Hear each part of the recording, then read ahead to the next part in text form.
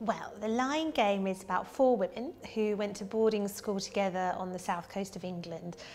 When my editor originally wrote the blurb for the book, she described it as an exclusive boarding school, but I said, no, it's very important, it's a second-rate boarding school.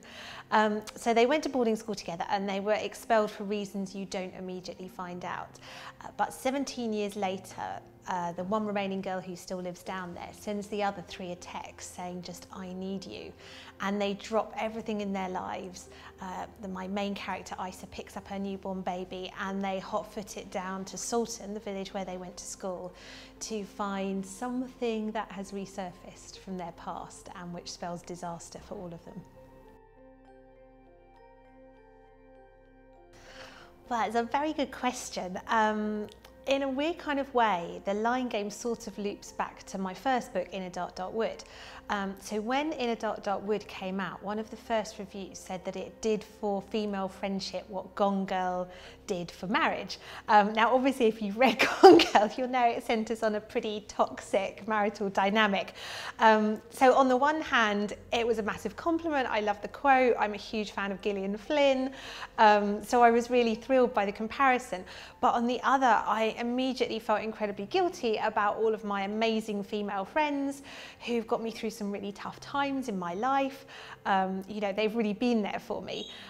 So my second book, The Women in Cabin 10, was about something completely different. It was murder on a cruise ship, and it was just not the right time to go back to that material.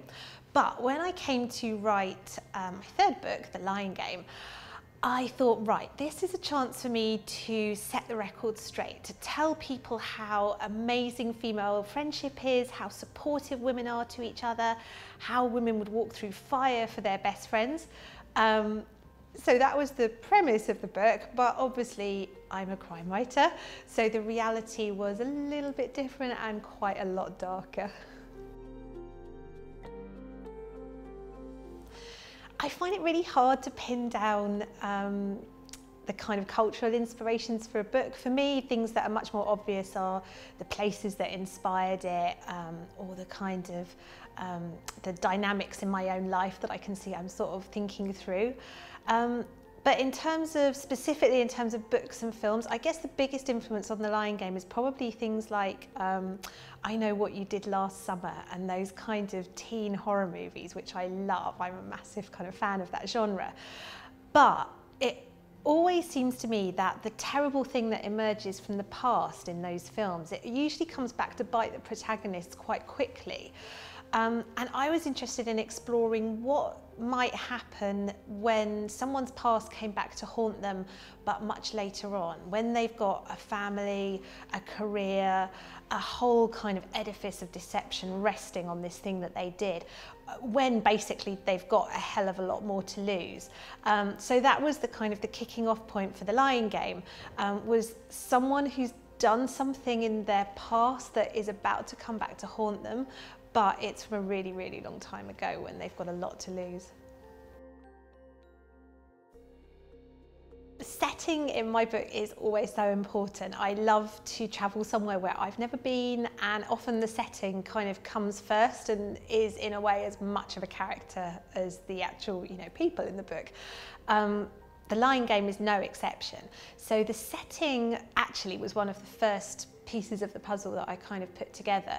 So I guess it must have been about 4 or 5 years ago, we were on holiday in northern France, and we went to this place called Saint-Suliac, which is often described as one of the most beautiful villages in France. And it is incredibly beautiful, but it's also very spooky and very atmospheric.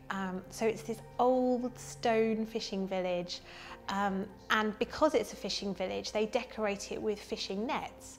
So they're strung between the houses and they're kind of looped across the facades, and they hang over the windows and the doors, a bit like, if you've ever seen, those films set in the deep south in America, like the kind of swags of Spanish moss that you see hanging there, all these giant cobwebs. And they're a real fishing net, so often you would see like, used buoys or, bits of dead crab still sticking in them. And I found it incredibly spooky and atmospheric.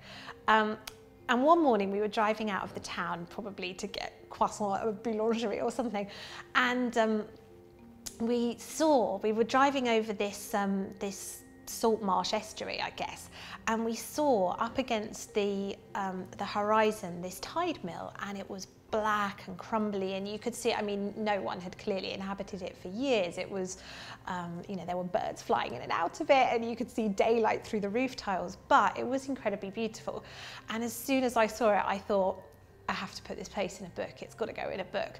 But it took me 4 or 5 years to find the right setting, and that setting was the Lying Game, and the tide mill turned into the house where Kate lives. But I'm a very British writer, all my books are set in the UK, and I knew that I didn't want the setting to be France. I wanted it to be an English boarding school. Clearly that wasn't going to be on the north coast of France. So I picked up the whole of Salton along with the tide mill and plonked it down on the south coast of England. And it's never really specified in the book, but the area that was the inspiration was Romney Marsh.